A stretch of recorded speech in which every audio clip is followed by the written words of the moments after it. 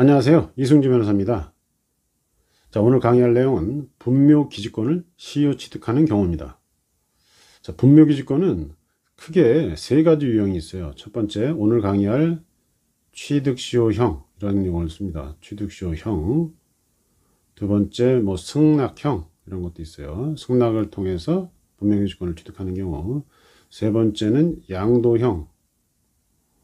관습법상 법정지상권하고 유사한 건데 이렇게 세 가지가 있는데 오늘은 취득시효형 사례에 대해서 한번 보겠습니다.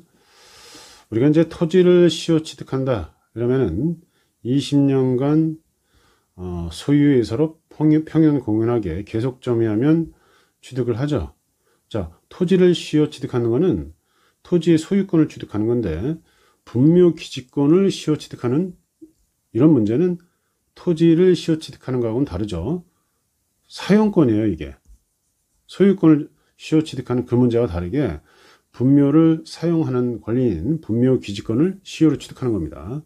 밑에 있는 토지를 시효 취득하는 게 아닙니다. 그리고 이 분묘기지권의 시효 취득은 우리가 토지에 대한 시효 취득 같은 경우에는 악의 무단 점유 같은 경우에는 시효 취득을 부정하는데 분묘기지권은 그 무단으로 설치한 경우에도 시효 취득이 되죠. 이런 차이가 좀 있습니다. 그래서 이 개념을 좀 써놨는데 타인 소유 토지에 분묘를 그냥 무단으로 설치한 경우 이 말이에요.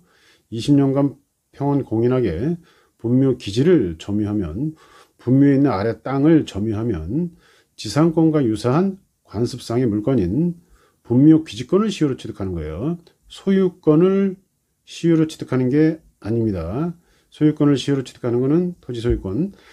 이건 말 그대로 점유 취득 시효 이런 걸 말하죠. 자, 이렇게 보시고 다시 한번 보시면 사례를 보겠습니다. 갑이 X토지를 매입하고 등기한 시점이 2019년 6월 1일입니다. 자, 그런데 이 X토지를 개발하기 위해서 측량을 하다가 이렇게 산소를 발견했어요. 봉분을 발견했어요. A봉분. 자, 어느 망자의 봉분이었어요.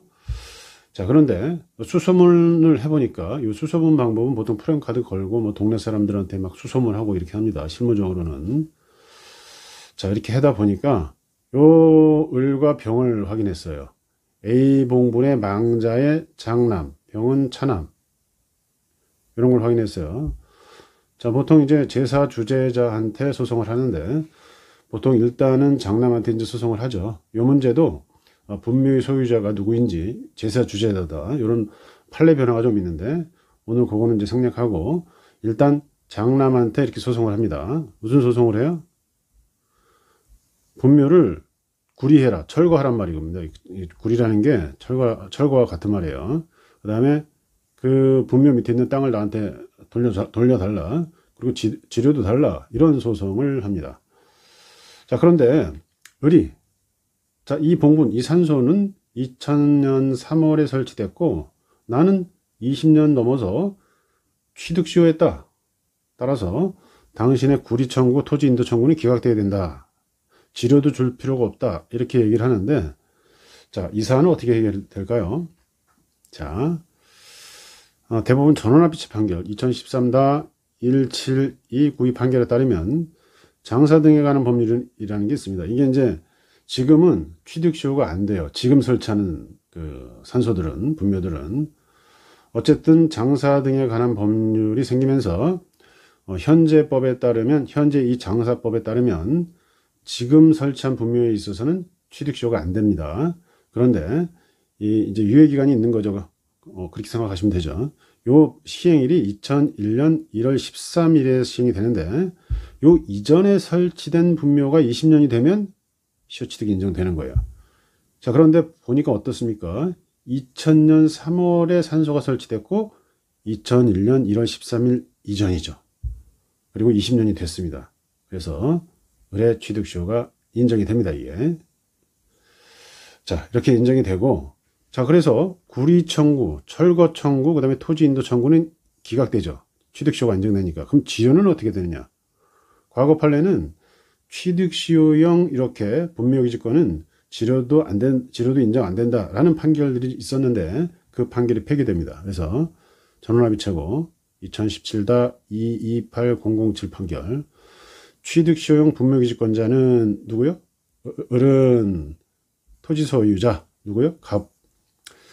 토지 소유자가 분묘에 기재가 관한 지료를 청구하면 그 청구한 날로부터 지료를 지급할 의무가 있다. 그래서 어쨌든 청구한 날긴 도달을 해야겠죠.